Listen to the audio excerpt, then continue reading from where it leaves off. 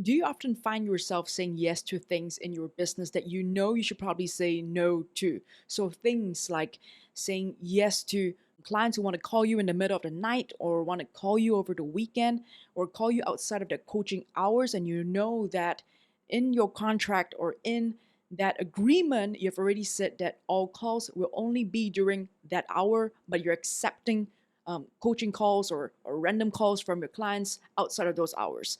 Or are you saying yes to collaborations and interviews even though you don't have the time, you don't have the capacity for time, you're fully booked, or maybe that interview or that podcast or whatever, that conference is not in alignment with what you do or with who you are, but you're saying yes to it anyway? Or maybe it's saying yes to people asking whether you can lower your price so that they can afford it, or whether you do deposits or installments and you don't actually do them, but you say yes to anyway. So I want to address that importance of putting boundaries in your business and addressing the underlying issue to why you always say yes to things in your business, and that is people pleasing. So people pleasing syndrome. So let's talk about first the big problem of why it hurts you, right? It hurts your business when you say yes, constantly say yes to people and constantly say yes to things that even though you know you shouldn't say yes to because you don't have the time or you don't really want to do it. So the biggest problem that I see with entrepreneurs who are unable to say no to their clients or unable to say no to requests or unable to say no to anything in your business that they don't really want to do, they don't have the time to do it, but they still keep saying yes to, is they find themselves in this cycle of just not having enough time. So they get really exhausted emotionally, mentally, physically, because they are just doing things from back to back. There is no break, there is no time off, because they're constantly saying yes to all these things, and it's all just piling up on your plate, right? So they have no time left for themselves. And I see that so often with people who do things like coaching or some kind of service based business where it's just like, I'm giving all to my clients, I'm giving all to my customers, and I have to say yes to everything because I will be a bad coach or I'll be a bad entrepreneur, or I'll be saying no to abundance, or I'm saying no to opportunities if I say no, if I say come back to me later. And so it's often from that place of I don't want to offend them or I don't want to say no to abundance, and so therefore I'm saying yes, and that causes me to feel tired after a period of time. I start to feel exhausted. I start to not look forward to running my business because I'm just plain exhausted, right? I'm just plain exhausted. I need more time for myself to rest, and I don't have that time because I keep on saying yes to all these things that keep on coming in. So all the opportunities, and all the requests, and all the can I call you now for advice? Can I talk to you? I'm sorry, I know it's the weekend, but can I talk to you? I'm going through this shit. I'm going through that shit. Can I talk to you? And you're saying, okay, fine, let's talk. Yes, all right, because I'm your coach. Or yes, because you bought my program. So fine, fine, fine. And then you have no time for yourself and you have no time for your family and friends, right? So I often see that, and I see that as the biggest problem. Just pure exhaustion from constantly saying yes and not having a boundary in your business. Now, if we dive deeper into the problem, right? If we dive deeper into the reason why you're constantly saying yes to things, even though you know you shouldn't say yes to, and if we dive deeper, we often find that the reason is because of people pleasing. So you are saying yes to a lot of people because you don't want them to not like you. You want them to like you, right? You want your clients to like you. You want the people who are reaching out to you to like you. You want the random strangers on the internet to like you. So you're always looking for people to like you.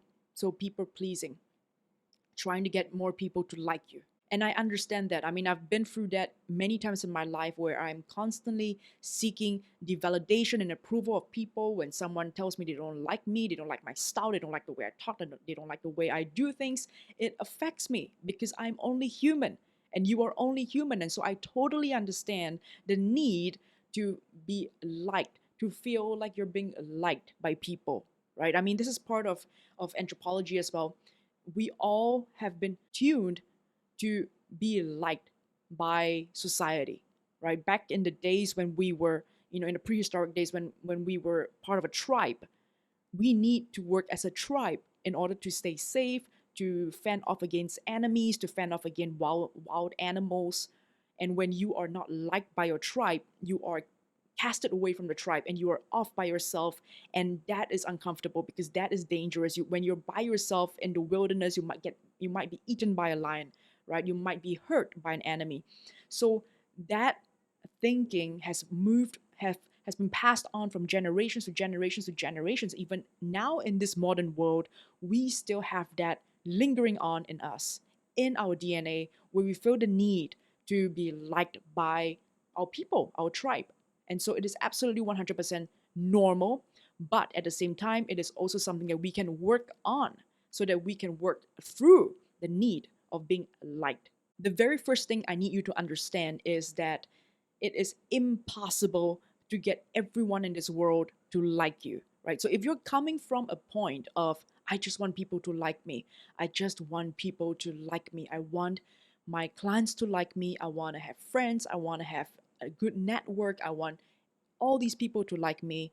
Well, here's the big news: not everyone is going to like you. That is a universal truth. You cannot, at any single point in your life, get everyone in this world, every single person in this world, to like you. And so going into your business every single day, knowing that I'm 100% certain that someone out there will not like me for how I look, how I sound, how I speak, the things I talk about, who I am.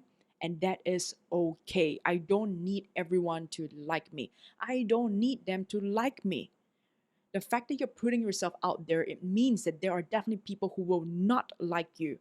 As I'm creating this YouTube video, as I'm creating my content on YouTube and on my podcast, I already have people who don't like me for just simply the way that I look or how I talk or how I sound or my beliefs and everything else. And that is absolutely okay. You have to be okay with part of the world not liking you. You have to be okay with part of your audience not liking you. You have to be okay with that. Because once you are okay with the fact that there are people out there who will not like you, then you slowly let go of the need to be liked.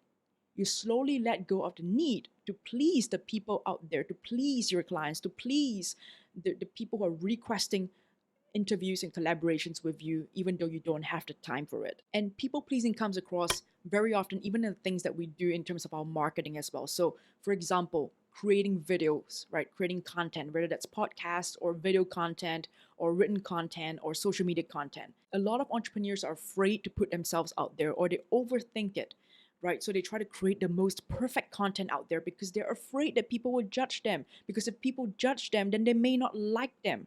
And so they're trying to create something that people will hopefully like it and like them. Or they get so afraid, they get paralyzed, and they don't even create anything because they are so afraid of being judged, which will lead to not being liked. So they come from a place of, I don't want people not to like me. I want them to love my content. I want them to love what I do. So therefore, I'm too scared to create something that people will not like. So I want to share this thought-provoking question that I hope you ask yourself every single time you start to feel the need for being liked, or when you start to feel the need to say yes even though you don't really want to do something.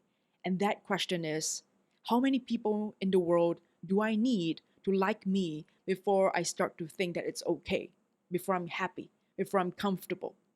So ask yourself that question even right now.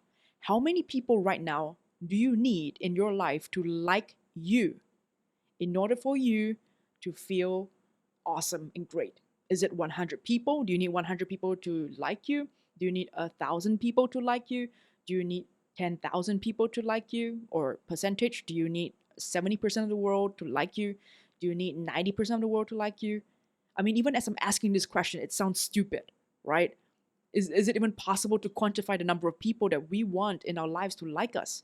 No, it's not. So if I say I want 100 people to like me, then do I just stop caring once I have 100 people who like me?